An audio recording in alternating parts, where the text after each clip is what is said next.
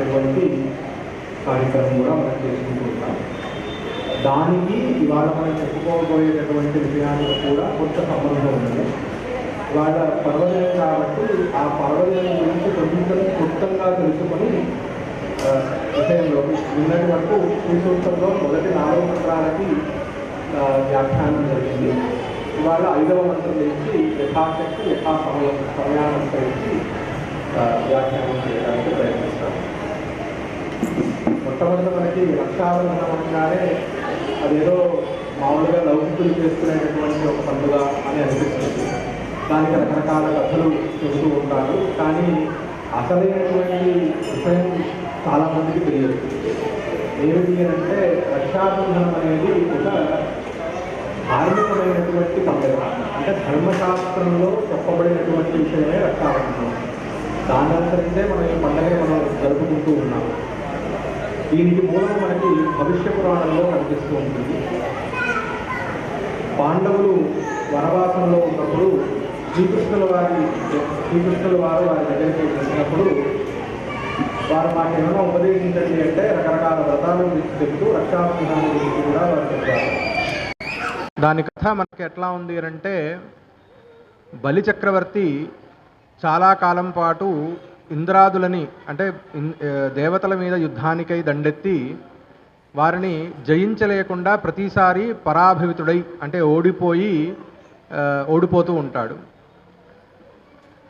కారణం ఏమిటి ఈ ఓటమికి అని తెలుసుకోవడానికి అసుర గురువైనటువంటి శుక్రాచార్యుడి దగ్గరికి వెళ్ళి, అయ్యా నేను ఇట్లా ఎందుకు, మా దగ్గర బలం ఉంది, ఇంతమంది మాకు మంచి శూరులు ఉన్నారు, కానీ మాకింత శక్తి ఉన్నప్పటికీ మేము ఎందుకు దేవతల మీద జయాన్ని పొందలేకపోతూ ఉన్నాము అని అడిగితే అప్పుడు శుక్రాచార్యులు వారు కారణం చెబుతారు.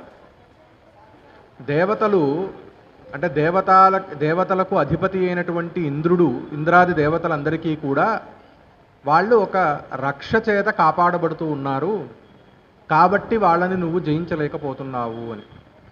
ఏమిటండి అని అంటే అప్పుడు ఆయన చెప్తారు, ఇంద్రుడి మీదకి నువ్వు ఎప్పుడెప్పుడు దండెత్తి వెళ్తున్నావో అప్పుడల్లా కూడా ఇంద్రుడు కూడా యుద్ధానికి వెళుతూ ఉన్నప్పుడు శచీదేవి ఎవరైతే ఉన్నదో ఇంద్రుడి భార్య, ఆవిడ ఆయనకు ఒక రక్ష కట్టినది, ఆ రక్ష కట్టడం వలన ఆయనని నువ్వు జయించలేకపోతున్నావు అని చెప్పి ఈ రక్ష అనేది అందరూ కూడా శ్రావణ పూర్ణిమ నాడు కట్టుకుంటే దానికి ఒక శ్లోకాన్ని కూడా చెప్పారు.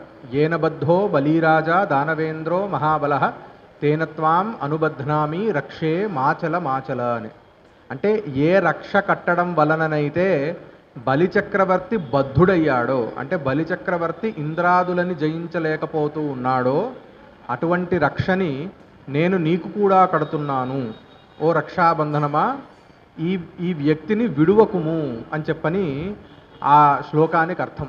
ఈ శ్లోకాన్ని ఉచ్చరిస్తూ రాజుకి పురోహితులు, భర్తలకి భార్యలు, అన్నలకి చెల్లెళ్ళు లేదా అక్కలు, ఇట్లా ఎవరి యొక్క రక్షని మనము కోరుతామో వారందరూ కూడా వారికి ఈ శ్లోకాన్ని చెబుతూ శ్రావణ పూర్ణిమ నాడు రక్షాబంధనం చెయ్యాలి అని మనకి శాస్త్రం చెబుతోంది. కాబట్టి ఈ పర్వదినానికి మూల కథ మనకి ఇక్కడ కనిపిస్తోంది. రెండవది ఉపాకర్మ. దీన్నే జంధ్యాల పౌర్ణిమ అని రకరకాల పేర్లతో కూడా పిలువబడుతూ ఉన్నారు. ఇది ఒక విశేషమైనటువంటి పర్వదినము. దానికి ఇవాళ మనం చెప్పుకోబోయేటటువంటి విషయానికి సంబంధం ఏమిటి అని అంటే, శ్రీ సూక్తము వేదము నుంచి మనకి తెలియబడుతోంది. వేద మంత్రములని నిన్న చెప్పుకున్న విధంగా ఋషులు దర్శిస్తారు. వారి యొక్క తపఃఫలమే ఈ మంత్రముల యొక్క దర్శనము. ఆ విజ్ఞానమే మనకి ఈరోజు ఆలవాలమై మన సంస్కృతికి ఆలవాలంగా ఉన్నది. ఉపాకర్మకి ఋషులకి సంబంధం ఉన్నది. ఉపాకర్మ అనే శబ్దానికి దగ్గరకు తీసుకుని వెళ్ళేటటువంటి కర్మ అని అర్థం. దేనికి దగ్గరికి తీసుకువెళుతుందిట అనంటే చదువుకి దగ్గరగా తీసుకుని వెళుతుంది. చదువుకి దగ్గరగా తీసుకువెళ్ళటం అంటే అంటే ఇక్కడ విద్యారంభం అనేది చేస్తారు. దీన్ని అధ్యయనోపాకర్మ అని అంటారు. అంటే ఉపాకర్మ నాడు మొదలుకొని 5.5 నెలల పాటు అంటే పుష్య పౌర్ణమి వరకు వేదాధ్యయనం అనేది చేస్తారు. ఈ వేదాధ్యయనం అనేది 2 రకాలుగా ఉంటుంది అని శాస్త్రం చెబుతుంది. ఒకటి గ్రహణ అధ్యయనము, రెండవది ధారణ అధ్యయనము అని. అంటే గ్రహణ అధ్యయనము అంటే కొత్త పాఠము నేర్చుకోవటం. అలాగే కొత్త పాఠం నేర్చుకున్న తర్వాత ఆ పాఠాన్ని వల్లవేసుకోవటం, దాని మీద అభ్యాసం చేయటం, ఇట్లాంటివన్నీ కూడా చేస్తూ ఉంటారు. ఎప్పటి వరకు అని అంటే పుష్య పౌర్ణమి వరకు. మళ్ళీ పుష్య పౌర్ణమి నాడు ఉత్సర్గోపాకర్మ అని చేసి ఆ పుష్య పౌర్ణమి నుండి మళ్ళీ శ్రావణ పౌర్ణమి వరకు కొత్త పాఠము, వేదమునకు సంబంధించిన కొత్త పాఠము చదవకుండా అంతవరకు జరిగినటువంటి అధ్యయనాన్నే మళ్ళీ వల్లవేసుకుంటూ శుక్లపక్షములో, కృష్ణపక్షములో వేదానికి ఏవైతే అంగాలు ఉన్నాయో షడంగాలు, శిక్షా వ్యాకరణాదులు, వాటి యొక్క అధ్యయనము కృష్ణపక్షంలో చేస్తారు అని చెప్పని ఇలాగా అధ్యయనానికి ఒకానొక క్రమాన్ని ఋషులు దర్శించి దాన్ని సూత్ర రూపంలో మనకి గృహ్య సూత్రాదుల రూపంలో దాన్ని మనకి తెలియజేశారు. దానిని ఆధారంగా చేసుకుని మనము ఉపాకర్మ చేసుకుంటూ ఉంటాము. దీనిలో మనం ఋషులని ఆహ్వానం చేసి వాళ్ళకి ఉపచారాది పూజ, షోడశోపచారాది పూజలు నిర్వహించి, అలాగే హోమాదులు కూడా వాళ్ళకి నిర్వహించి మళ్ళీ ఇక్కడ వేద్యారంభం అనేది జరగటం అనేది ఇది పరిపాటిగా వస్తున్నటువంటి విషయం. ఋషులకి సంబంధం ఉన్నది మనం చెప్పుకునేటటువంటి విషయంలో. ఎందుకంటే ఇది కూడా ఋషి దృష్టమైనటువంటి విషయాలు, ఋషుల చేత మనకి తెలియబడుతున్నటువంటి విషయం కాబట్టి ఈ పర్వదినంలో ఋషుల వలన మనకి పొందినటువంటి విజ్ఞానాన్ని మరలా నెమరు వేసుకోవటానికి ఒక అవకాశం దొరికినందుకు మనమందరం కూడా ధన్యులుగా భావించాలి. ఇకపోతే 5వ మంత్రం వచ్చేసరికి శ్రీ సూక్తములో చంద్రాం ప్రభాసాం యశసాజ్వలంతీం శ్రియం లోకే దేవజుష్టాముదారాం తాం పద్మినీమీం శరణమహం ప్రపద్యే లక్ష్మీర్మే నశ్యతాం త్వాం వృణే అని. ఇక్కడ కూడా లక్ష్మీ మే నశ్యతాం త్వాం వృణే, త్వాం వృణే, అమ్మ నిన్ను నేను ఆశ్రయిస్తున్నాను అని చెప్పని ఇక్కడ మనం చెప్పుకుంటున్నాం. అక్కడ అమ్మవారికి విశేషణాలు ఏమిటి అని అంటే చంద్రాం అంటే చంద్రవత్ ప్రకాశమానాం ప్రభాసాం, చంద్రుని వలె అమ్మవారు ప్రకాశిస్తూ ఉన్నది. ఇంత ముందర కూడా మనకి చంద్రాం అనేటటువంటివి 2-3 సార్లు మనకి వచ్చినవి. అలాగే ప్రభాసాం, ప్రభాసాం అంటే వెలుగొందుతున్నటువంటిది అని అర్థం. ఇక్కడ వెలుగొందటము అనంటే కొంత సూక్ష్మంగా ఇక్కడ ఉపనిషత్తులలో యస్య భాషా సర్వమిదం విభాతి అని చెప్పని పరబ్రహ్మ యొక్క తత్వాన్ని తెలియజేస్తున్నారు. అంటే ఎవరి యొక్క ప్రభావము వలన, ఎవరి యొక్క ప్రకాశము వలన సూర్యుడు కూడా ప్రకాశిస్తూ ఉన్నాడో అటువంటిది పరబ్రహ్మతత్వము అని చెప్పని. ఎవరి యొక్క యస్య భాష, ఎవరి యొక్క భాష అంటే ప్రకాశము చేత సూర్యుడు కూడా ప్రకాశిస్తున్నట్ట. సూర్యుడే స్వయం ప్రకాశమైనటువంటి స్వరూపము సూర్యుడిది. ఆయనకు కూడా ప్రకాశము ఎవరి వలననైతే కలుగుతోందో అది పరంబ్రహ్మ అని చెప్పని. ఇక్కడ అదే అర్థాన్ని తెలియజేస్తూ ఇక్కడ అమ్మవారు సచ్చిద్రూపిణిగా ఇక్కడ మనం తెలుసుకోవాలి. ప్రభాసాం అని చెప్పడం వలన అంటే ప్రకృష్టముగా ప్రతి వారిలో కూడా ఉండి ప్రకాశిస్తోంది. ఇలాగే అంతర్యామి బ్రాహ్మణము అని చెప్పని బృహదారణ్యకోపనిషత్తులో వస్తుంది. అంటే అందరి యందు లోపల ఒకానొక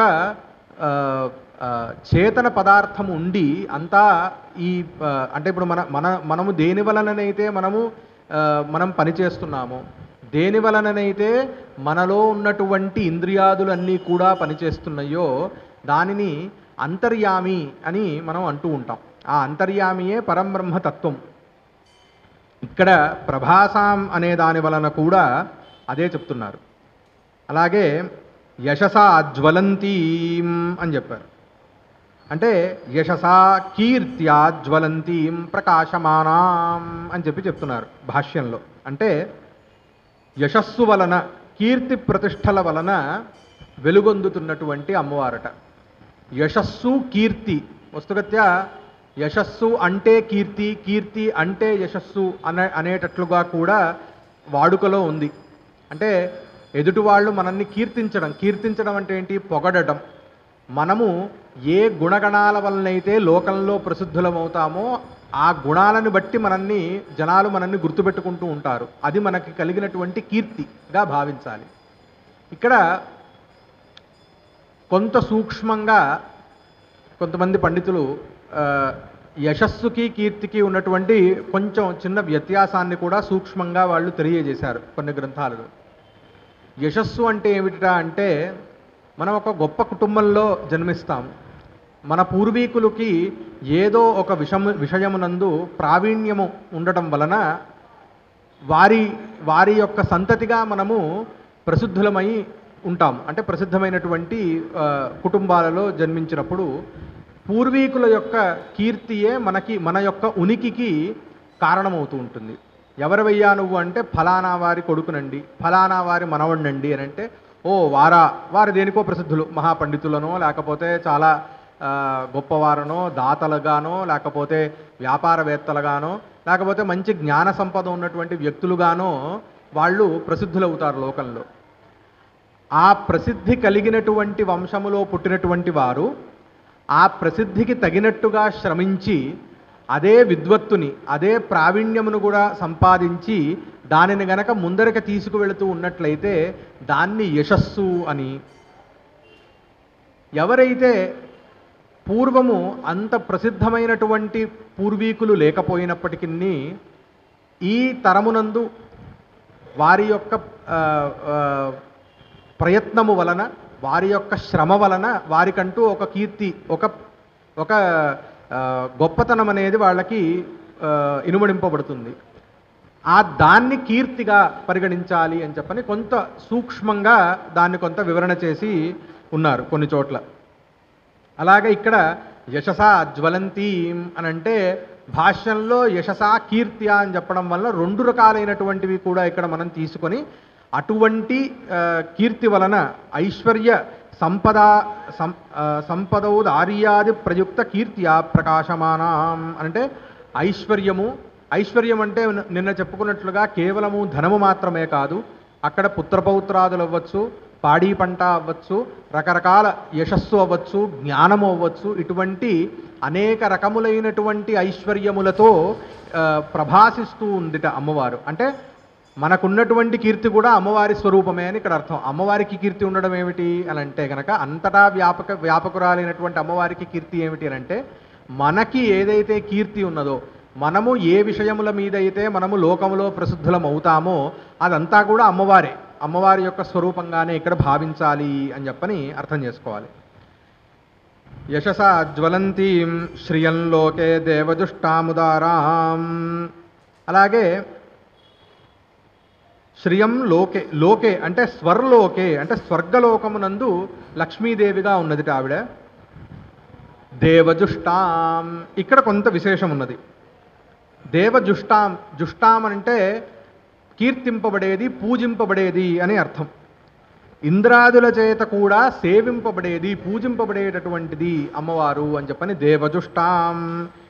దేవై ఇంద్రాద్యై జుష్టాం సేవింపబడుతోందిట. లేదా ప్రీతాం వా, జుష్టాం అంటే ప్రీతాం అంటే దేవతలకి కూడా ప్రియమైనటువంటిది అమ్మవారు అని చెప్తున్నారు. ఇక్కడ కొంత దేవతలు అనంటే ఎవరు? కేవలము స్వర్గాది లోకాల్లో ఉండేటటువంటి వారేనా అనంటే, ఇక్కడ కొంత మనం భగవద్గీతని కనుక మనం కొంత ఇక్కడ స్మరించుకోగలిగితే, భగవద్గీతలో 16వ అధ్యాయాన్ని దైవాసుర సంపద్విభాగ యోగము అని అంటారు. అక్కడ మొదట ఒక 3 శ్లోకాలలో దైవీ సంపత్ అనేది ఏమిటి అనేది చెప్పి తర్వాత ఆసురీ సంపద అంటే ఏంటి అనేది కూడా అక్కడ వివరించి ఉన్నారు. దాన్ని కొంత మనం ఇక్కడ చూస్తే అంటే దైవీ గుణాలు, దైవీ సంపత్ కలిగినటువంటి వారు కూడా దేవతలుగా పరిగణింపబడవచ్చును అని ఇక్కడ దేవ శబ్దానికి దైవీ సంపద కలిగినటువంటి వారు అని అర్థం. దైవీ సంపద అంటే ఏమిటండి అనంటే అక్కడ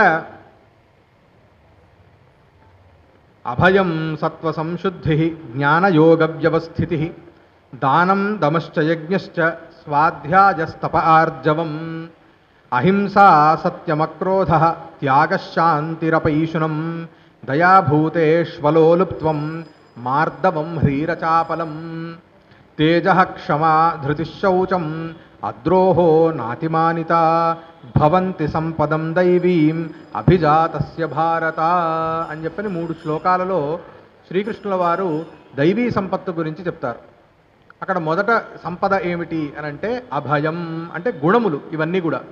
అభయం అనంటే అభీరుత అంటే భయము లేకపోవటం. అంటే నాకు ఏదైనా అయిపోతుందేమో, ఈరోజు నాకు ఉద్యోగం ఉంది, రేపొద్దున అది ఉద్యోగం లేకపోతే నాకు ఏమైనా అయిపోతుందేమో అంటే ఎల్లప్పుడూ ఒకానొక అనిశ్చితితో ఏదో ఒక భయంతో బతుకుతూ ఉండటం, అది భీరుత. ఆ భయం లేకపోవటం అనంటే ధర్మమునందు స్వధర్మాచరణ చేస్తున్నటువంటి వారలకు ఎప్పుడు కూడా భయం ఉండదు. ఎందుకు అనంటే ధర్మము మీద ఉన్నటువంటి నమ్మకము వలన వారికి మనస్సులో ఎప్పుడూ కూడా ఎటువంటి భయములు కూడా రావు అని చెప్పని. ఈ అభయం అనేటటువంటిది ఒకానొక దైవీ సంపద. రెండవది సత్వ సంశుద్ధి అని అన్నారు. సత్వము అనంటే ఇక్కడ అంతఃకరణము అని, సంశుద్ధి అనంటే గనక చిత్తశుద్ధి అని అర్థం. చిత్తశుద్ధి కలగటం అనంటే ఏమిటి అనంటే గనక సంవ్యవహారేషు పరవంచనా మాయానృతాది పరివర్జనం.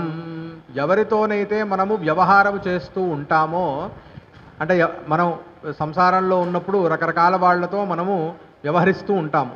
వాళ్ళతో మనం వ్యవహరించేటప్పుడు, మనం ఏదైనా మనం పని చేసేటప్పుడు కానీ వ్యవహరించేటప్పుడు కానీ పరవంచన అంటే వాళ్ళని వంచాలనేటటువంటి దృష్టి లేకపోవటం, మాయా కాపట్యము, వాళ్ళకేదో మాయ మాటలు చెప్పి తన పని తను నెరవేర్చుకోవటం లాంటివి కానీ, అనృతాది పరివర్జనం అనృతము, అలాగే అనృతం అంటే అసత్య భాషణ అంటే అబద్ధాలు ఆడటం, ఇవేవీ కూడా లేకపోవటాన్ని సత్వ సంశుద్ధి అని చెప్పారు. అంటే సత్వభావేన వ్యవహార అంటే మనస్సులో ఎటువంటి మాలిన్యాలు లేకుండగా వ్యవహరించటం అనేదాన్ని సత్వ సంశుద్ధి అని అన్నారు.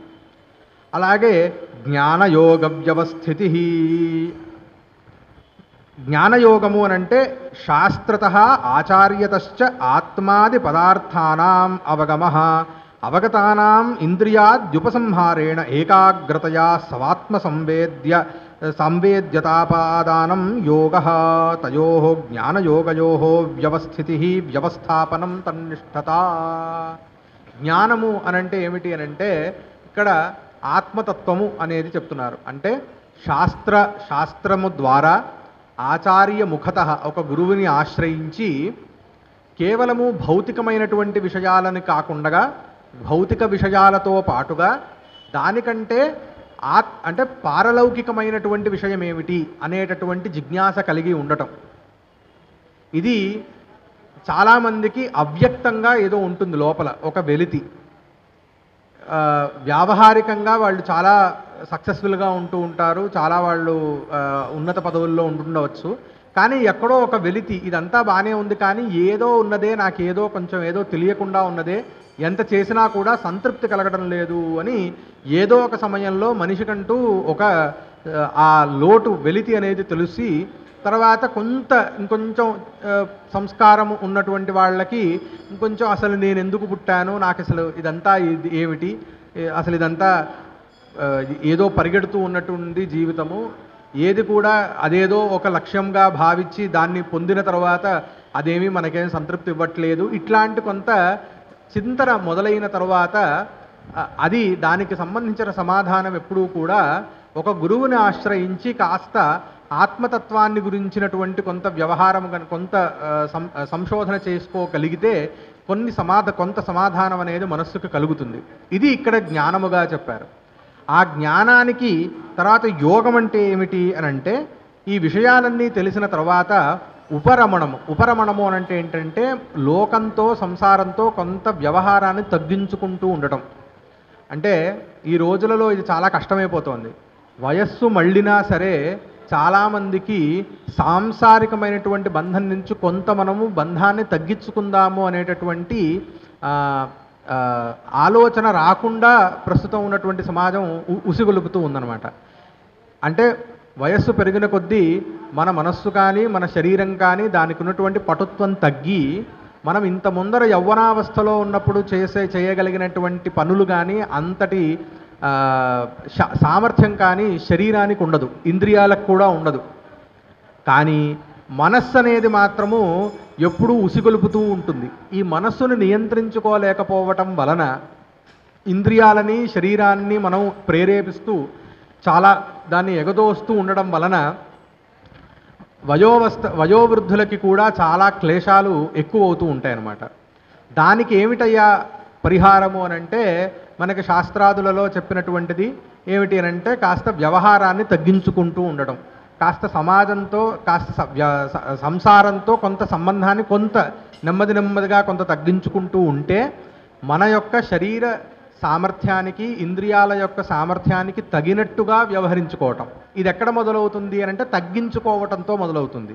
కాస్త సంబంధాన్ని శైథిల్యపరుచుకుంటూ, అది మన పుత్రాదులతో కావచ్చు, మిగతా విషయాలతో కావచ్చు, అప్పుడు దాన్ని యోగంగా ఇక్కడ చెప్పారు. అంటే ఆత్మతత్వాన్ని తెలుసుకోవాలనేటటువంటి ప్రయత్నంతో పాటు కాస్త ప్రయత్నాలను కూడా నియంత్రించుకుంటూ ఇంద్రియాలని మనస్సుని నియంత్రించుకుంటూ ఉండడాన్ని యోగముగా చెప్పారు. ఈ రెండింటి యందు ఉండటం, ఈ రెండింటి యందు తదేకముగా మనస్సు లగ్నం చేసుకోవటాన్ని జ్ఞానయోగ వ్యవస్థితి అని అన్నారు. తర్వాత దానం అనంటే ఇక్కడ యథాశక్తి సంవిభాగ అన్నాదీనాం, మన దగ్గర ఏదైతే సంపద ఉన్నదో అది వస్తు రూపంలో ఉండవచ్చు, ధన రూపంలో ఉండవచ్చు, ఏ రూపంలో ఉన్నటువంటి మన దగ్గర ఉన్నటువంటి సంపదనైనా యథాశక్తి అంటే మనల్ని మనము బాధ పెట్టుకోకుండగా దాన్ని పంచిపెట్టాలనేటటువంటి భావన ఉండటం. అంటే మనం పస్తూ ఉండి జనాలకి భోజనాదులు అన్నసంతర్పణలు చేయమని దానికి అభిప్రాయం కాదు.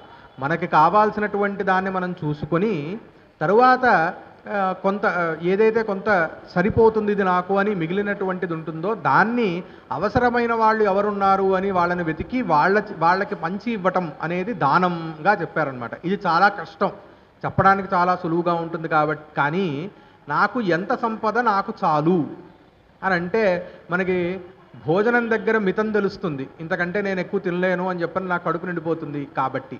కానీ ఆ సంపద విషయానికి వచ్చేసరికి మితం అనేది నాకు చాలు అనేటటువంటి భావన రావటం చాలా కష్టం. ఆ భావన వచ్చిన తర్వాత మిగులు అనేటటువంటి అనే విషయం అనేది అసలు మనకి కనిపిస్తుంది. మనకి ఏ రోజున కూడా మిగులు అనేది ఎప్పుడు అనంటే కనుక ఓవర్ఫ్లో అయినప్పుడే, అంటే మనకి చాలు అని అయిన తర్వాత ఏదైతే ఉందో అది మిగులు కింద భావించాలి. కానీ సంపదకి చాలు అనేటటువంటి భావన ఎక్కడి నుంచి వస్తుంది? ఈ భావన రావడం చాలా కష్టం.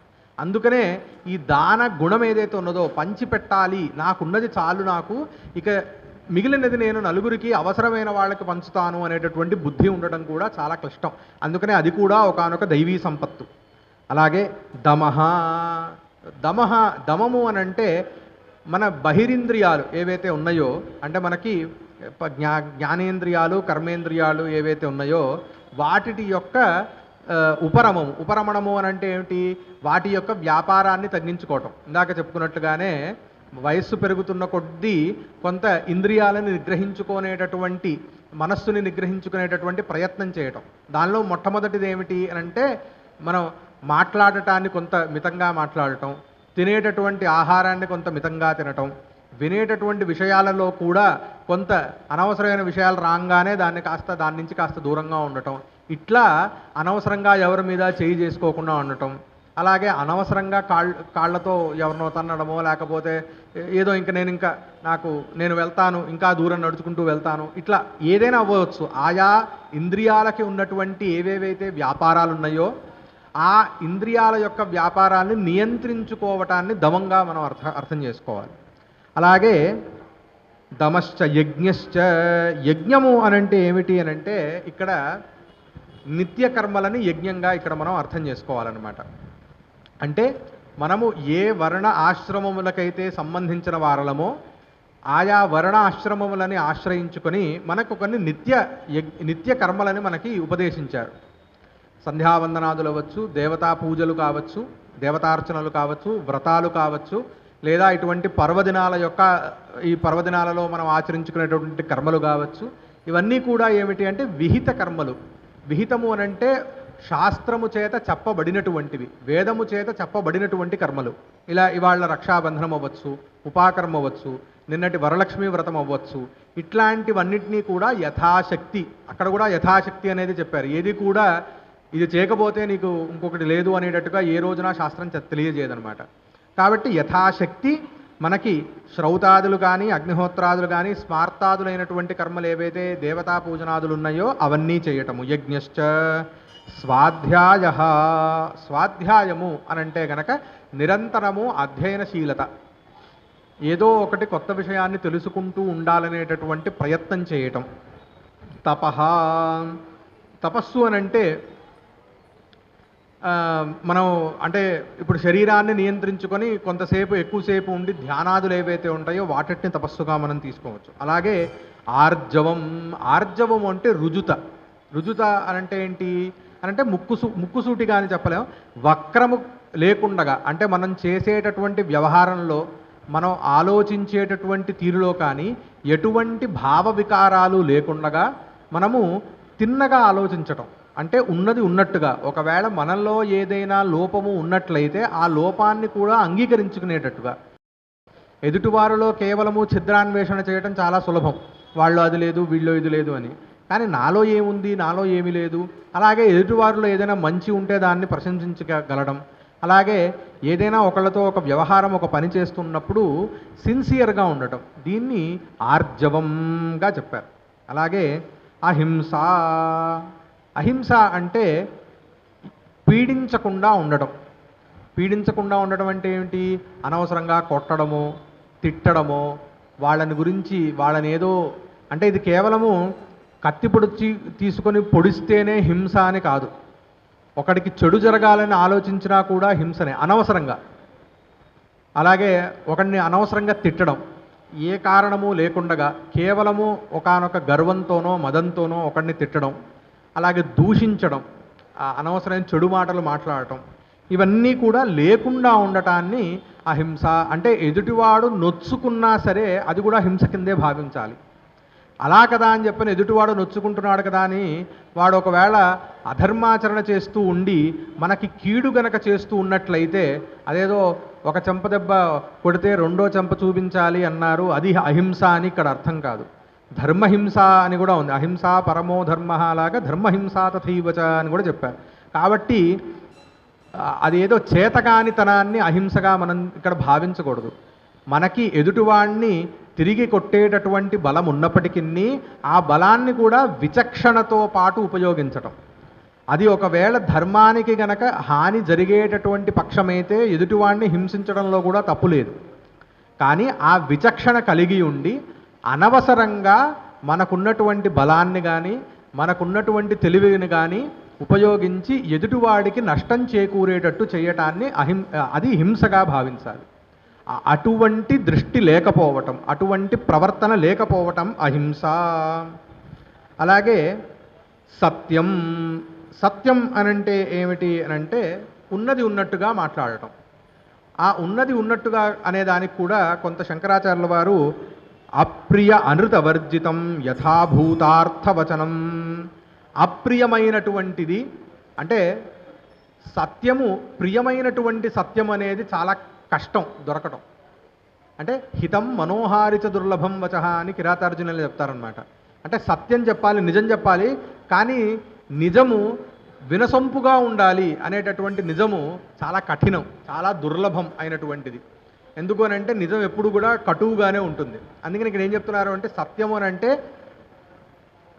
అప్రియ అనృతవర్జితం, అంటే అప్రియమైనటువంటిది అనృతం అంటే అబద్ధము, ఈ రెండు కానటువంటి యథాభూత అర్థవచనం. అంటే కొన్నిసార్లు కొన్ని సందర్భాలలో నిజం చెప్పడం కూడా ఆ సందర్భానికి హానికరం అవ్వచ్చు. అలాంటప్పుడు నిజం తెలిసినా కొన్నిసార్లు అది అప్రియం అవ్వవచ్చును. అలాంటప్పుడు దాన్ని వదిలివేయటం, అనృతాన్ని సర్వథా వదిలివేయటం. అంటే అబద్ధాన్ని ఎప్పుడూ కూడా చెప్పకూడదు, సత్యాన్ని మాత్రము సమయాన్ని సందర్భాన్ని చూసి సత్యాన్ని మనం ఉపయోగించాలి అని చెప్తున్నారు.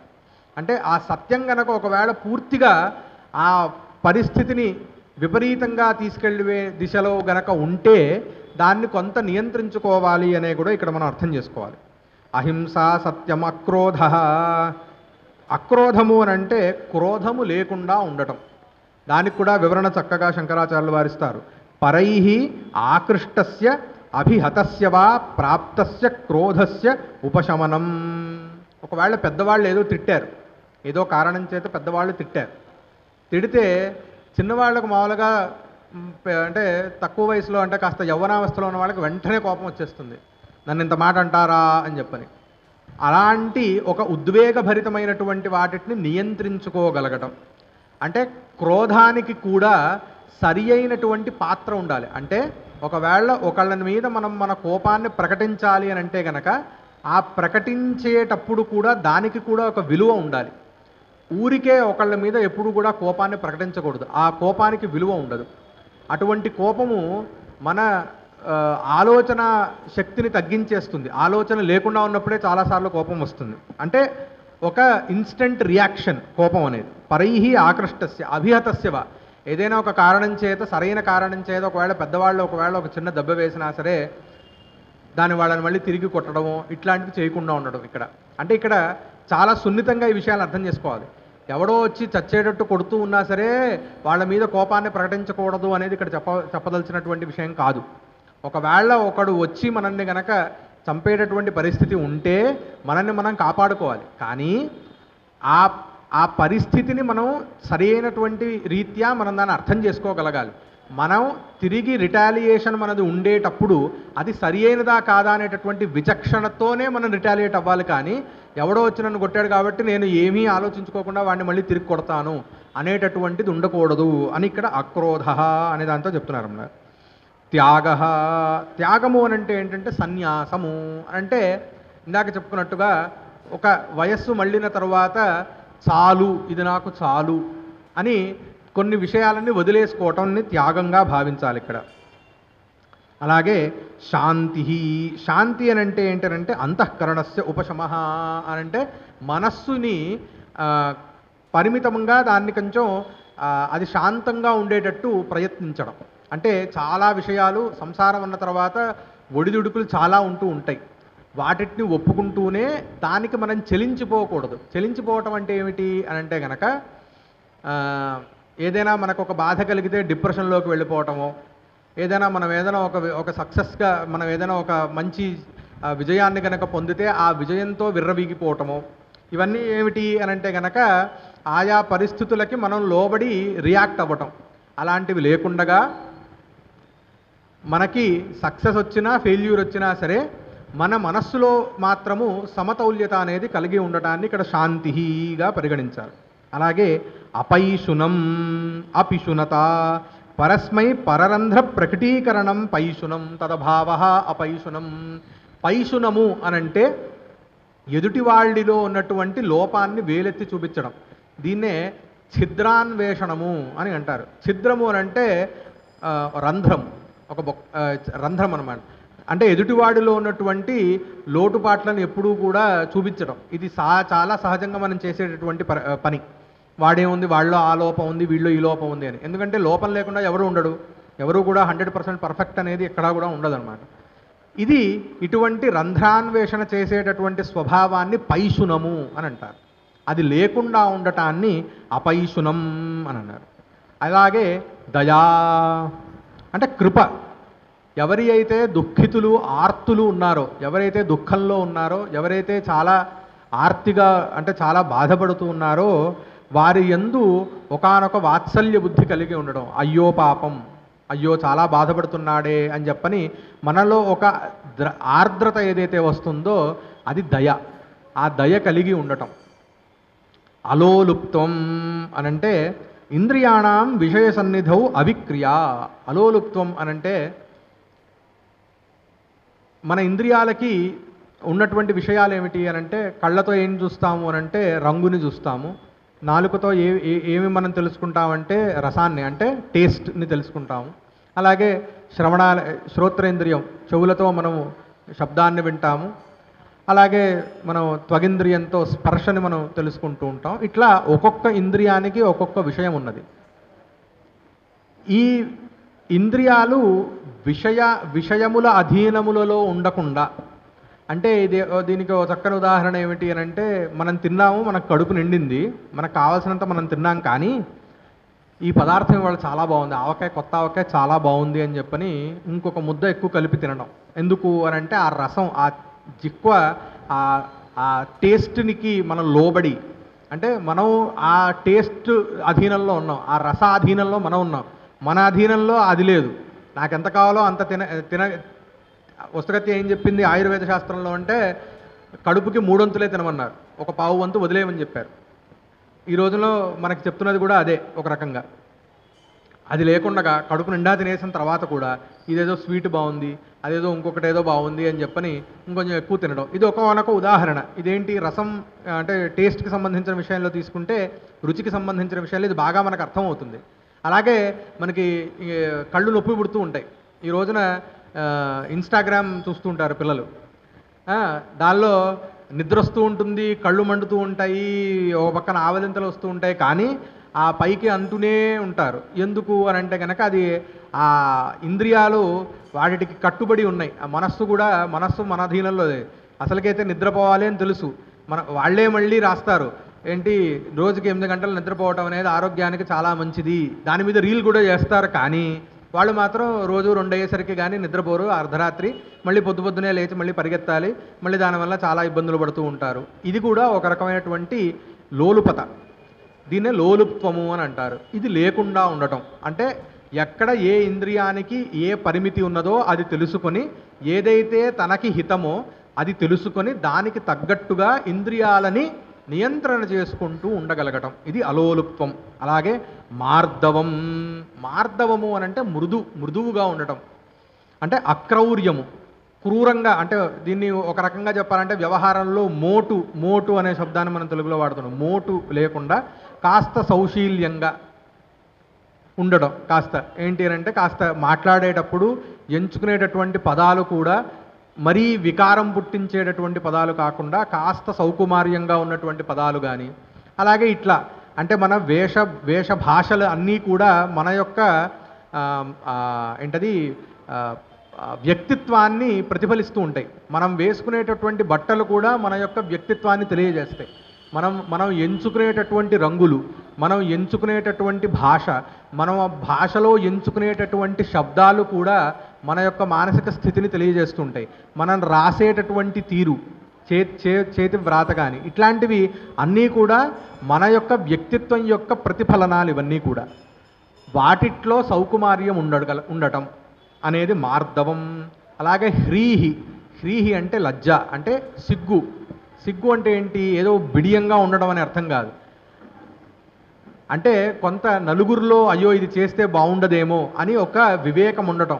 ఏది నలుగురిలో చెయ్యాలి, ఏది నలుగురిలో చేయకూడదు, దేనికి ఎంతవరకు మన యొక్క ఆనందాన్ని ప్రకటించాలి, మన ఆనందాన్ని ప్రకటించకూడదు, ఏ విషయాన్ని మనం ఎక్కువగా మనకేదో ఒకళ్ళ మీద ఒక అవ్యాజమైనటువంటి ప్రేమ ఉండవచ్చు, కానీ ఆ ప్రేమని ఎలా వ్యక్తీకరించాలి, అది ఇష్టం వచ్చినట్టు నలుగురిలో ఉన్నప్పుడు ఇష్టం వచ్చినట్టు వ్యక్తీకరించాలా కాదు, దానికి కూడా ఒక సమయము, సందర్భము, పరిస్థితి ఉంటాయి. దానికి లోబడి ఆయా సందర్భాలను అనుసరించి కాస్త కొంచెం సిగ్గు ఉండడం అనేది, బిడియం ఉండడం అనేది హ్రీహి. అలాగే అచాపలం అంటే అసతి ప్రయోజనే వాక్ పాణిపాదాదీనాం అవ్యాపారయితృత్వం, అంటే అనవసరంగా కాళ్ళు చేతులు ఊపడం కానీ, అనవసరంగా మాట్లాడటం కానీ ఇవి లేకుండా ఉండడం. మన పెద్దవాళ్ళు కాళ్ళు ఊపుతూ ఉంటే అరే ఎలా కాళ్ళు ఊపద్దురా అని చెప్తూ ఉంటారనమాట. దానికి రకరకాల కారణాలు తర్వాత మనం దాన్ని అన్వయం చేసుకోవచ్చు. అది కూడా ఒకానొక చాపల్యం, అది కూడా ఒకానొక వాత ప్రకోపానికి ప్రతిఫలనం. దాన్ని కూడా కొంచెం తగ్గించుకొని ఉండటం, అది లేకుండా ఉండటం. అంటే మన చేతులు, కాళ్ళు, నోరు వీటన్నిటినీ కూడా కాస్త ఇష్టం వచ్చినట్టు వాడకుండా ఉండటాన్ని అచాపలంగా తెలుసుకోవాలి. అలాగే తేజః, ఇది చాలా ముఖ్యం. తేజః అనే దానికి శంకరాచార్యుల వారు ప్రాగల్భ్యం అని అన్నారు. తేజః అంటే మామూలుగా ఏంటి, కాంతి అని అర్థం. కాంతి అంటే అదేదో గ్లోయింగ్ స్కిన్ కాదు. అదే శంకరాచార్య న త్వగ్గతా దీప్తి అని చెప్తారు. ఏదో గ్లోయింగ్ స్కిన్ కోసం ఈ రోజున ఏదో ఫెయిర్ అండ్ లవ్లీ రాసుకుంటే ఏదో వస్తుందని, అది ఇక్కడ తేజస్సు కాదుట. దాన్ని ప్రాగల్భ్యం అని అన్నారు. ప్రాగల్భ్యం అనేది ఏమిటి అని అంటే ఇంగ్లీష్లో చెప్పాలంటే కాన్ఫిడెన్స్. అంటే మనకి మన మీద కాన్ఫిడెన్స్ ఉండటం, దాన్ని తేజగా చెప్పారు. అంటే ఈ చెప్పినటువంటి గుణాలలో ఒక రకంగా మనం గనక ఒక చిన్న ఇవాల్యుయేషన్ చేసుకోగలిగితే నాలో ఎన్ని గుణాలు ఉన్నాయి, లేదా నాలో ఏ గుణాలు లోపిస్తున్నాయి, అంటే ఏ క్షణమైతే మనం కాన్ఫిడెన్స్ని కోల్పోతామో అప్పుడు ఎక్కడో ఒక చిన్న డౌన్వర్డ్స్, అంటే మనం ఎక్కడో కొంచెం అధోగతి పాలవుతున్నాం, మన మనస్సు ఎక్కడో కూడా కాస్త జారి ఏ డిప్రెషన్ వైపో ఎటో వెళ్ళిపోతుందేమో తెలుసుకోవచ్చు. ఇలా తేజ క్షమా. క్షమ అంటే ఏంటి అని అంటే సహనం వహించి, అంటే ఓర్పు అని అంటాం మనం. అంటే మనం ఏదో ఒక మంచి ఇంట్లో ఏదో పెళ్ళో ఉపనయనమో ఇట్లా పెద్ద ఏవో కార్యక్రమాలు జరుగుతూ ఉన్నప్పుడు శారీరకంగా చాలా శ్రమ పడిపోతూ ఉంటాం, మానసికంగా చాలా పడిపోతూ ఉంటాం. ఉన్నా వాటిని భరిస్తూ అనవసరంగా ఏంటది ఇమోషనల్ బర్స్ట్ అవుట్స్ అవ్వకుండా ఉండగలగటం క్షమా. అంటే సహనం వహించేటటువంటి గుణము క్షమా. అలాగే ధృతి అంటే దేహేంద్రియేషు అవసాదం ప్రాప్తేషు తస్య ప్రతిషేధక అంతఃకరణ వృత్తి విశేష ఏన ఉత్తంభాని కరణాన్ని దేహశ్చన అవసీదంతి. ఇందాక చెప్పుకున్నట్టుగా ఎప్పుడైతే దేహము శిథిలమవుతూ ఉంటుందో ఆ శిథిలమయ్యేటటువంటి అవస్థ యందు మన మనస్సేమో పరిగెడుతూ ఉంటుంది, దేహమేమో మనకు దానికి సహకరించదు. కాబట్టి ఈ పరిగెడుతూ ఉండేటటువంటి మనస్సుని కాస్త పట్టుకొని ఉండటాన్ని క్షమాగా ఇక్కడ తెలియజేశారు. అంటే మన యొక్క వాస్తవిక స్థితిని మనం ఎప్పటికప్పుడు ఇవాల్యుయేట్ చేసుకుంటూ మన ఇంద్రియాదులు మన దేహాదులు ఎట్లా ఉన్నాయి, వాటి యొక్క శక్తి సామర్థ్యాలు ఏమిటి అనేది మనం ఇవాల్యుయేట్ చేసుకుంటూ దానికి తగ్గట్టుగా మనస్సుని రెగ్యులేట్ చేసుకుంటూ ఉండడం, దాన్ని కూడా పట్టుకొని ఉండగలిగేటటువంటి సామర్థ్యం కలిగి ఉండడాన్ని క్షమా అని అన్నారు. ధృతి అని అన్నారు. అలాగే శౌచం. ధృతి శౌచం. శౌచము అని అంటే ఏంటి? శుచిత అంటే శుచిగా ఉండటం, మలినం లేకుండగా ఉండటం. అంటే మలినం లేకుండగా ఉండటం అంటే రోజుకి 10 సార్లు స్నానం చేయటమా అంటే అది కాదు. బాహ్యమైనటువంటి మాలిన్యాన్ని పోగొట్టుకోవడం అది ఖచ్చితంగా ఉన్నది. అంటే మనకి శాస్త్రంలో కూడా ఒకసారి ఖచ్చితంగా రోజుకి స్నానం చేయబడి ఉన్నది. ఎందుకు అని అంటే కనుక బాహ్య మాలిన్యాలు ఏవైతే ఉన్నాయో మట్టి ఇత్యాదులు, ఎందుకంటే మన శరీరము పార్థివ శరీరము. అంటే ఏంటి? పృథివీ ఎక్కువగా ఉంటుంది ఈ శరీరంలో, కాబట్టి సహజంగానే మట్టితో పుట్టినటువంటిది కాబట్టి మట్టి అనేది పేరుకుంటూ ఉంటుంది. కాబట్టి దాన్ని తొలగించుకోవడానికి ప్రతిరోజు కూడా స్నానం చేయాలి. ఇది కూడా శౌచమే. అలాగే ఆంతరం శౌచం అంటే ఏంటి? మానసికంగా కూడా శుచిగా ఉండగలగటం, మన కరణాలు కూడా శుచిగా ఉండటం. కరణాలు శుచిగా ఉండటం అంటే ఏమిటి అని అంటే గనక ఇందాక అనుకున్నట్టుగా ఏంటది అనవసరమైనటువంటి మాటలు మాట్లాడకూడదు, చెడు మాటలు మాట్లాడకుండా ఉండటం, అలాగే ఇష్టం వచ్చినది తినకుండా ఉండటం, ఏది తోస్తే అది ఎక్కడ పడితే అక్కడ ఎలా పడితే అలా తినకుండా ఉండటం, ఇవన్నీ కూడా శౌచంలో భాగమే. బాహ్యం ఆంతరంచ. అలాగే అద్రోహ, ఎదుటివాడికి ద్రోహము చేయకుండా ఉండటం. అంటే వాడిని ఏదో నష్టపరిచేసి నేనేదో లాభపడిపోవాలి అనేటటువంటి ఇది ప్రవృత్తి లేకుండా ఉండటం. నాతిమానిత, ఇది చాలా ముఖ్యం. అత్యర్థం మానః అతిమానః స యస్య విద్యతే స అతిమాని తద్భావః అతిమానిత తదభావః నాతిమానిత. అతిమానిత్వం అంటే ఏంటంటే నేను చాలా గొప్పవాడిని అనేటటువంటి ఒకానొక భావన. నేను పూజ్యాతిశయ భావన. అతిమానిత అంటే నేను పూజింపదగినటువంటి వాడని, అంటే నేను చాలా గొప్పవాడిని, అందరూ నాకు వచ్చి నమస్కారాలు పెట్టాలి, నాకంటే వీళ్ళందరూ ఎందుకు పనికిరానటువంటి వాళ్ళు అనేటటువంటి ఒక భావనని అతిమానిత అని అంటారు. అది లేకుండా ఉండటం. చాలా గొప్పవాళ్ళు అవ్వవచ్చును నిజంగానే, అంటే విద్యావంతులు అవ్వవచ్చు, ధనవంతులు అవ్వవచ్చు, కీర్తివంతులు అవ్వవచ్చు, కానీ నాకిదంతా ఉన్నది, నేను చాలా గొప్పవాడిని అనే భావన మాత్రము ఉండటం దోషం.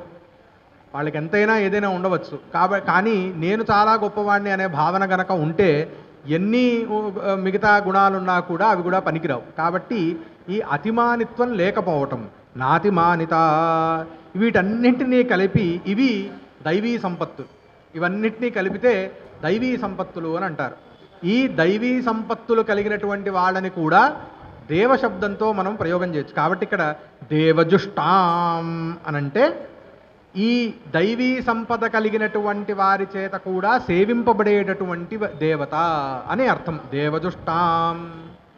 అలాగే ఉదారాం అంటే అమ్మవారు కరుణాస్వరూపిణి, అటు చాలా కరుణతో ఉంటుంది. వీళ్ళందరూ నా బిడ్డలు అనేటటువంటి భావనతో ఉంటుందన్నమాట. ఆవిడ దానశీల.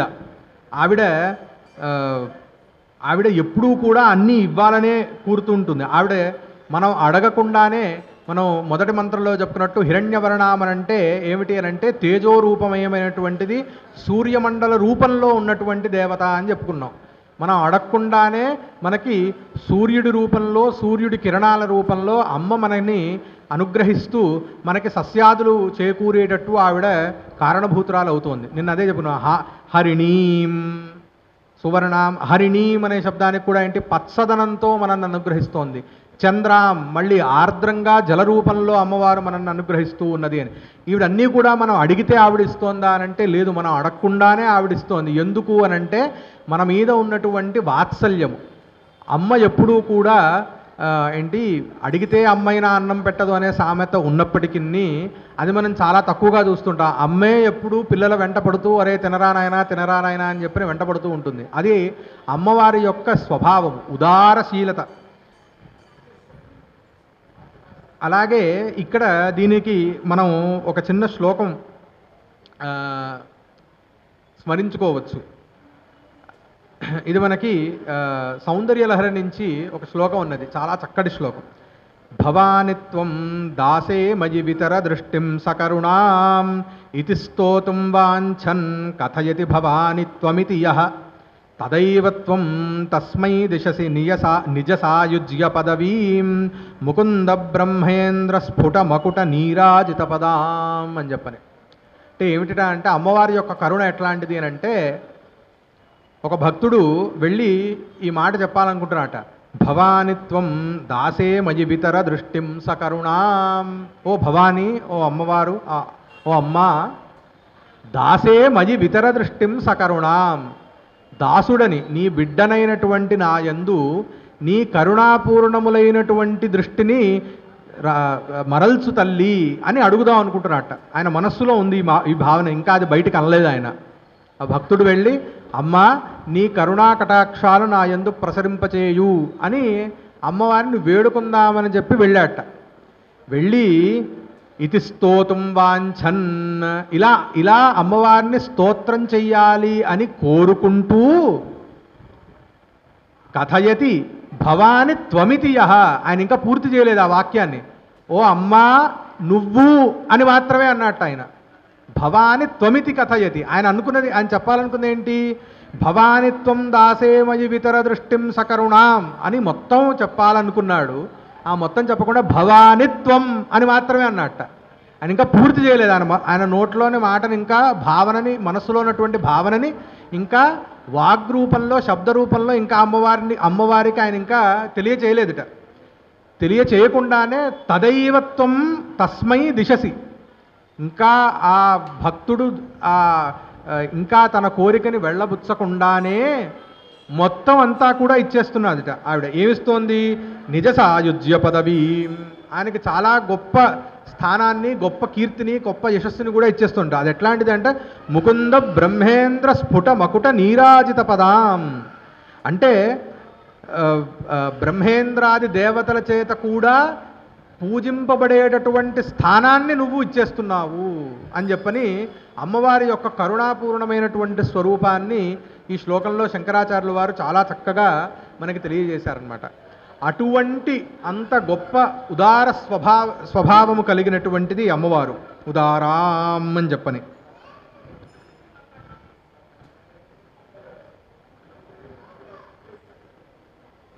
అలాగే తాం పద్మినీమీం అని. తాం అనంటే ఇంతవరకు ముందరి రుక్కులలో చెప్పబడినటువంటి పద్మే స్థితాం పద్మవర్ణాం అని చెప్పని వెనకాల మంత్రాల్లో చెప్పారనమాట. అంటే పద్మవర్ణాం, పద్మముల యొక్క వర్ణము కలిగినటువంటిది, పద్మమునందు కూర్చుని ఉన్నటువంటిది అమ్మవారు. అలాగే పద్మినీం అని చెప్పడం వలన ఆవిడ పద్మినీ జాతి ఉత్తమ స్త్రీ లక్షణములు కలిగినటువంటిది. అంటే స్త్రీల యొక్క విభాగం చేసేటప్పుడు పద్మిని అని ఒకానొక స్త్రీ విభాగం అన్నమాట. ఉత్తమ స్త్రీలలో పద్మిని లక్షణములు, పద్మిని స్త్రీ ఉత్తమ స్త్రీ అని చెప్తారు. ఆ పద్మిని స్త్రీ లక్షణములు కలిగినటువంటిది, రూపంలో కానీ గుణంలో కానీ సంపదలో కానీ ఉదాత్తమైనటువంటివి ఉన్నటువంటి గుణాలు కలిగినటువంటిది అమ్మవారు అని పద్మినీం. అలాగే తాం పద్మిని మీం అని చెప్పని ఈం అని ఉన్నది. ఇక్కడ ఈం అనే దానికి ఒకానొక అర్థాన్ని మనకి విద్యారణ్యుల వారు ఈమితి నిపాత అనర్థక అంటే ఒకానొక అన్వయం ఏం చెప్పారంటే ఈం అనేది పెద్ద అర్థం లేనటువంటి ఒకానొక వర్ణము. మనకు మామూలుగా మితాక్షరేష్వనర్థకా కమీ మిదుహు అని నిరుక్తంలో ఉంది. అంటే కొన్ని చోట్ల ఛందస్సు పూరించడం కోసం, పాదపూరణ కోసం కొన్ని అక్షరాలని వాడుతూ ఉంటారు. ను, వై, తూ అని. వాటికి కొన్నిసార్లు అర్థాలు ఉండవచ్చు, కొన్నిసార్లు అర్థాలు ఉండకపోవచ్చు. మరి అర్థాలు లేనప్పుడు నిరర్థకమైనటువంటి శబ్దాలను ఎందుకు వాడుతున్నారు అని అంటే ఛందస్సు పూరించడం కోసం. ఛందోబద్ధంగా ఉండాలి అని అంటే దానికి ఛందస్సుకి కొన్ని అక్షరాల యొక్క సంఖ్య నియంత్రింపబడుతూ ఉంటుంది. అక్షరాల యొక్క ఛందస్సు అనేది అక్షరాల చేత నియంత్రింపబడుతుంటుంది. మనకు కూడా ఏంటది ఉత్పలమాల, చంపకమాల అని తెలుగులో కూడా ఛందస్సులు ఉంటాయి. అలాగే అనుష్టుపు, త్రిష్టుపు అని చెప్పని మనకి సంస్కృతంలో కూడా ఛందస్సులు ఉంటాయి. ఈ ఛందస్సు అనేది అక్షరముల యొక్క సంఖ్యని ఆధారం చేసుకొని ఉంటుంది. కాబట్టి ఒక్కొక్కసారి అక్షరముల యొక్క సంఖ్యని పూరించడం కోసం కొన్ని వర్ణాలను వాడవచ్చు, ఆ వర్ణాలకి అర్థములు లేకుండా ఉండవచ్చు అనేది ఒకానొక అన్వయం. కానీ అలా చెబితే మరి అనర్థకమైనటువంటి శబ్దాలు వేదంలో ఉంటాయా అనేటటువంటి ఒక ఇది రావచ్చు. కాబట్టి విద్యారణ్యుల వారు దానికి ప్రమాణంగా నిరుక్త వచనాన్ని, నిరుక్తం అనేది ఒకానొక షడంగాలలో ఒకానొక అంగము, వేదాంగము. అక్కడ మితాక్షరేషు అనర్థకాహ కమీం ఇదుహు అని చెప్పారు. ఈం అనేది అనర్థకమైనటువంటిది అని చెప్పారు. కానీ అలా కూడా తీసుకోవచ్చు. లేదా ఈం అంటే ఈకార వాచ్యాంబా అని చెప్పని అన్నారు. ఈకారము చేత అమ్మవారు చెప్పబడుతుంది అని చెప్పని. ఇక్కడ వరుణోద్ధార తంత్రంలో చూస్తే కనుక ఈకారానికి చాలా అర్థాలు చెప్పారు. చంద్రసూర్యగ్నిరూపాస మాత్రా శక్తి ప్రకీర్తిత అని చెప్పని.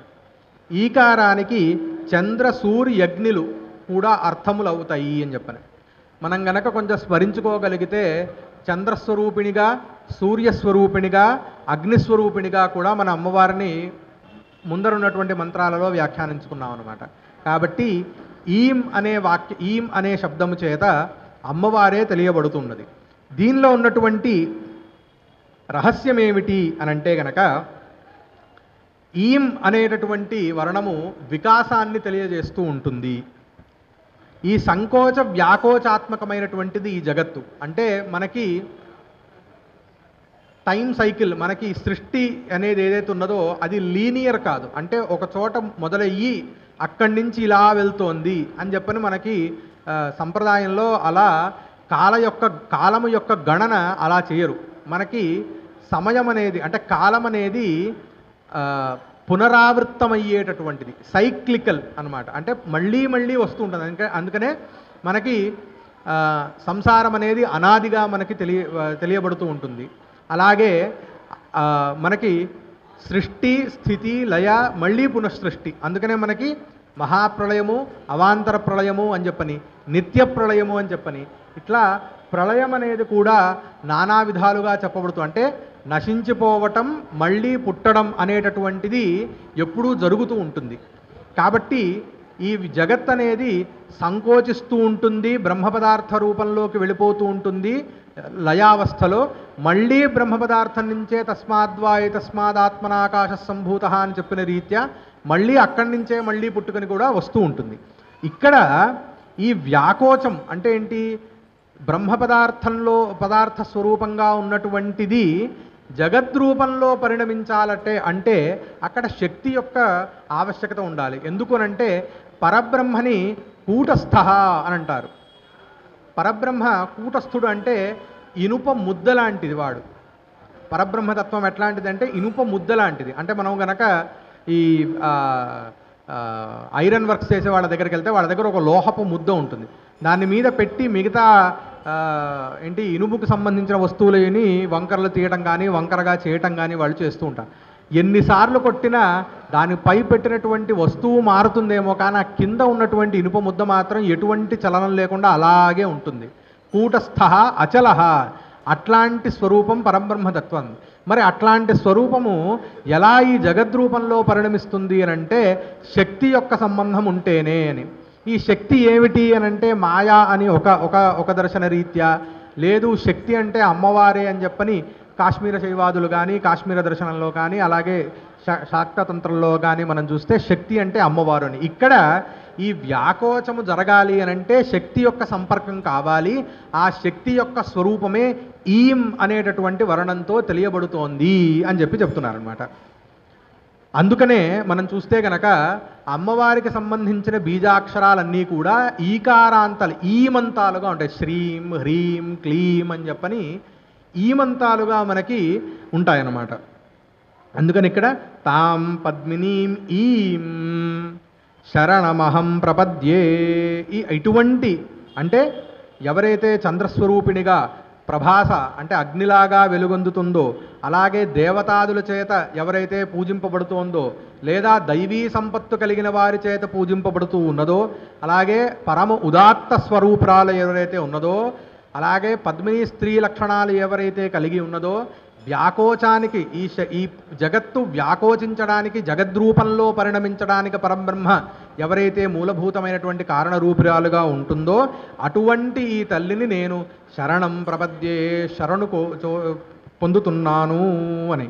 అంటే నీవే నాకు దిక్కు తల్లి, నాకు ఇంకెవరూ లేరు అని చెప్పని అన్యథా శరణం నాస్తి త్వమేవ శరణం మమ అనేటటువంటి భావనతో నేను నిన్ను ప్రణమిల్లుతున్నాను అని చెప్పని. అలాగే తర్వాత ఏమడుగుతున్నా, అలక్ష్మీర్మే నశ్యతాం త్వాం వృణే, నాకు అలక్ష్మి తొలగునుగాక. అలక్ష్మి అంటే ఏమిటి అని అంటే ఇంతవరకు మనం చెప్పుకున్నటువంటి గొప్ప గుణాలన్నీ కూడా లక్ష్మీ గుణాలు. అంటే ఇందాక మనం గనక తీసుకున్నట్లయితే దైవీ సంపత్తులో చెప్పుకున్న గుణాలన్నీ కూడా లక్ష్మీ గుణాలే. అవి లేకపోవటమే అలక్ష్మి. అటువంటి అలక్ష్మి మే నశ్యతాం, నా యందు ఉన్నటువంటి అలక్ష్మి ఏదేని రూపంలోనూ ఉండవచ్చును. అది నా యందు ఉండటం అంటే నా ఇంట్లో ఉండటం అనే మాత్రమే అర్థం కాదు. నా కుటుంబంలో, నా ఇంట్లో, నా లోపల అంటే నా మనస్సులో కూడా ఎటువంటి అలక్ష్మి, ఎటువంటి మాలిన్యం ఉన్నా సరే, నా ఇంట్లో కూడా ఎటువంటి మాలిన్యము, ఈ మాలిన్యం ఎక్కడి నుంచి మొదలుపెట్టి అని అంటే మన ఇంట్లో ఉన్నటువంటి చెత్తాచెదారంతో పాటుగా అంటే బాహ్యంగా కనిపించేటటువంటి మలినాను కూడా. అందుకనే లేచిన వెంటనే ఏం చేయాలి అంటే ఇల్లు చిమ్మాలి. ఎందుకు ఇల్లు చిమ్మాలి? పొద్దునే లేచిన వెంటనే స్నానం చేయకుండా ఉందరా అంటే అది కూడా అలక్ష్మి యొక్క స్వరూపం కాబట్టి. ఇంట్లో దుమ్ము ధూళి పేరుకుపోవటం అనేది సహజ స్వభావ సిద్ధము. ఆ దుమ్ము ధూళి అనేది అలక్ష్మికి ప్రతీక. అలక్ష్మి యొక్క స్వరూపము దుమ్ము ధూళి స్వరూపంలో వచ్చి ఇంట్లో ఉంటుంది కాబట్టి ఎప్పుడూ కూడా ఇల్లుని శుభ్రంగా ఉంచుకోవాలి అని. అందుకనే పెద్దవాళ్ళు ఫస్ట్ ఏం చేయాలి అని అంటే మొదట ఇల్లు చిమ్మడంతో దైనందిన జీవితాన్ని మొదలుపెట్టుకోవటం అనేది. ఇట్లా అలాగే మన ఇంటి కళ్ళాపు జల్లి ముగ్గు పెట్టడం, ఇవన్నీ దేనికి ప్రతీకలు అనంటే అలక్ష్మి నిరసనకి ఇవన్నీ కూడా ప్రతీకలు. అలక్ష్మి నిరసనకి ఇవన్నీ కూడా మనం చేసేటటువంటి కార్యక్రమాలు ఇవన్నీ కూడా. అది సమాజంలో ఉండవచ్చు అలక్ష్మి, మన ఇంట్లో ఉండవచ్చు, మన ఇంటి చుట్టుపక్కల ఉండవచ్చు, మన కుటుంబంలో ఉండవచ్చు, మనలో కూడా ఉండవచ్చు. అంటే 4 రోజులకు ఒకసారి స్నానం చేయడం, వారం రోజులకు ఒకసారి స్నానం చేయడం కూడా అలక్ష్మి యొక్క ప్రతీకలే. కాబట్టి ఇటువంటి అలక్ష్ములు ఏవేవైతే ఉన్నాయో వీటన్నిటికీ గల కారణం ఏమిటి? మనం ఏదైనా ఒక పని చెయ్యాలి అంటే మనకి బుద్ధిలో ఫస్ట్ మొదలవుతుంది అది క్రియ. శాస్త్రంలో మనం ఒక పని చేయాలి అంటే దానికి ఒక ప్రక్రియ చెప్తారు. జానాతి ఇచ్చతి యతతే తతఃకర్మ. మొదట జ్ఞానంతో మొదలవుతుంది, తర్వాత కోరికగా పరిణమిస్తుంది, తర్వాత అదే ప్రవృత్తిగా పరిణమిస్తుంది, ప్రయత్నంగా. దాని తర్వాతనే మనం ఒక పని చేస్తాం. అంటే మనం భోజనం చేస్తున్నాము అని అంటే ఎందుకు భోజనం చేస్తాము అని అంటే భోజనం మనకి ఇష్టం. ఎలా ఇష్టమండి అని అంటే కనుక భోజనం చేస్తే మనకు ఒక సుఖం కలుగుతుంది, ఒకానొక తృప్తి కలుగుతుంది. కాబట్టి ఆ తృప్తికి సాధనము భోజనమైంది. కాబట్టి భోజనం చెయ్యాలి, నాకు భోజనము నాకు తృప్తికి కారణమవుతోంది అని మొదట ఒక జ్ఞానం కలుగుతుంది. మనకిది స్ఫుటంగా తెలుస్తుందా అంటే స్ఫుటంగా చాలాసార్లు మనకు తెలియదు. కానీ మనం ఫలితాన్ని ఆశ్రయించుకొని ఒకసారి మనం విశ్లేషణ చేయడం మొదలు పెడితే కనుక కారణం మనకు తెలుస్తుంది. ఈ తృప్తికి సాధనం భోజనమైంది కాబట్టి ఆ జ్ఞానం వలన మనకి భోజనము మీద మనకు ఒక కోరిక కలుగుతుంది. ఎప్పుడైతే భోజనం మీద కోరిక కలుగుతుందో భోజనం చేయటం కోసం మనం ప్రవర్తిస్తాం, మనం కొంత ప్రయత్నం చేస్తాం. అది భోజనం చేయటమే అవ్వచ్చు, వంట వండుకోవటం కూడా అవ్వచ్చు. వంట ఎందుకు వండుతాము అంటే భోజనం సిద్ధం అవ్వాలి కాబట్టి. ఆ వంట వండుకోవడం కోసం ఏం కావాలి అంటే పదార్థాలు కావాలి, అవన్నీ మనం కొనుక్కోవాలి, వాటి కోసం ప్రయత్నం చేయాలి. కాబట్టి ఇవన్నీ చివరికి వెళ్ళి భోజనాన్ని మనం తినడం అనేటటువంటి ఒక బాహ్యమైనటువంటి క్రియగా ఇది పరిణమిస్తుంది. కాబట్టి ఇవన్నీ ఎక్కడ మొదలవుతాయి అంటే మనకి జ్ఞాన స్వరూపంలో, జ్ఞాన స్థితిలో ఇవన్నీ మొదలవుతాయి. అలక్ష్మి కూడా, అలక్ష్మి నిరసన చెయ్యాలి అని అంటే కూడా ఎక్కడి నుంచి మొదలవ్వాలి ఆ ప్రవృత్తి అని అంటే అది కూడా మళ్ళీ జ్ఞానంలోనే మొదలవ్వాలి.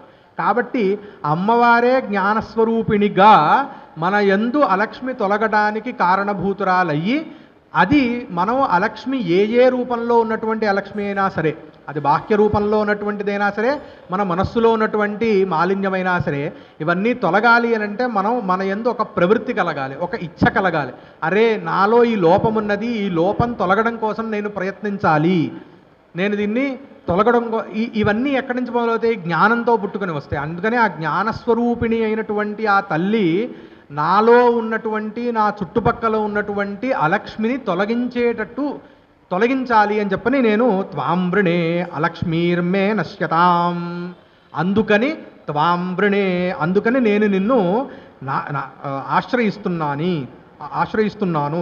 త్వాం వృణీత్వా త్వత్ప్రసాదేన మమ అలక్ష్మీర్ వినశ్యతు అంటే ఇందుకని నేను నిన్ను శరణుజొచ్చి నీ వలన ప్రేరేపితుడనై నా యందు ఉన్నటువంటి అలక్ష్మిని నేను తొలగించుకోవాలి కాబట్టి నేను నిన్ను శరణు కోరుతున్నాను తల్లి అని చెప్పని. ఈ మంత్రంలో ఒక చిన్న ఇదేమిటి అని అంటే, ఒకవేళ కనుక తాం పద్మినీమీం శరణమహం ప్రపద్యే లక్ష్మీర్మే నశ్యతాం త్వాంబృణే అని మంత్రం ఉంటుంది. ఇక్కడ సంధి వలన ప్రపద్యే ఆ లక్ష్మీ అనే రెండిటి మధ్యలో సంధి జరగటం వలన అకారం అనేది పూర్వ రూపంతో లోపిస్తుంది. అందుకని ప్రపద్యే లక్ష్మీ అని అక్కడ ఫలిస్తుందన్నమాట. ఉచ్చరించేటప్పుడు గనక శరణమహం ప్రపద్యే లక్ష్మీర్మే అని మనం అకారము కూడా అక్కడ ఉన్నట్టు మనం భావించకుండా గనక మనం ఈ మంత్రాన్ని ఉచ్చరిస్తే విపరీతార్థం వస్తుంది. ఏంటి? శరణమహం ప్రపద్యే లక్ష్మీర్మే నశ్యతాం అంటే అలక్ష్మి తొలగిపోవునుగాక అనేటటువంటి కోరిక చివరికి లక్ష్మి నా యందు ఉన్నటువంటి సంపద తొలగిపోవునుగాక అనేటటువంటి అర్థంలోకి పరిణమిస్తుందన్నమాట. అందుకని ఈ మంత్రం ఉచ్చరించేటప్పుడు కొంత సావధానంగా, ఇక్కడ అకారం ఉన్నది, ఇక్కడ అలక్ష్మి అనేటటువంటి శబ్దం ఉన్నది, ఆ అలక్ష్మి తొలగిపోవాలి అనే అర్థాన్ని మనస్సులో ఉంచుకుంటూ ఈ మంత్రాన్ని ఇక్కడ ఉచ్చరించాలి. దీనికి ఒక చిన్న కథ కూడా, అంటే వేదాంగాల యొక్క గొప్పతనాన్ని తెలియజేస్తూ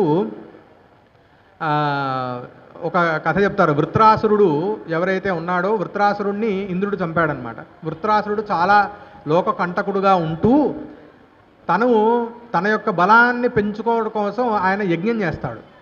ఆ యజ్ఞం చేసేటప్పుడు ఆయన ఇంద్రశత్రుర్వర్ధస్వ అనేటటువంటి ఒక మంత్రాన్ని ఆయన ఉపయోగిస్తాడనమాట. అంటే ఇంద్రుడికి శత్రువైనటువంటి నేను వృద్ధి చెందాలి అనేటటువంటి అర్థంలో ఆ మంత్రాన్ని ప్రయోగిస్తాడు. కానీ ఉచ్చారణ దోషం వలన అది వృత్రాసురుడి యొక్క శత్రువైనటువంటి ఇంద్రుడు వృద్ధి చెందునుగాక అనే అర్థంలోకి అది పరిణమించి అది వికటించి ఇంద్రుడికి అది బలాన్ని చేకూర్చింది అని. అంటే ఉచ్చారణలో గనక మంత్రాల యొక్క ఉచ్చారణలో సావధాన చిత్తులమై గనక మనం ఉండకపోతే విపరీతార్థాలు విపరీత ఫలితాలు కలుగుతాయి అని చెప్పడానికి ఈ ఉదంతాన్ని ఎప్పుడూ కూడా షడంగాల యొక్క గొప్పతనాన్ని చెప్పేటప్పుడు చెప్తూ ఉంటారనమాట. అలాగే ఈ మంత్రాన్ని ఉచ్చరించేటప్పుడు కూడా అలక్ష్మీర్మే నశ్యతాం అనేటటువంటి అర్థం ఉన్నది అని మనం ఇక్కడ స్మరించుకుంటూ మనం దీన్ని ఉచ్చరించాలన్నమాట.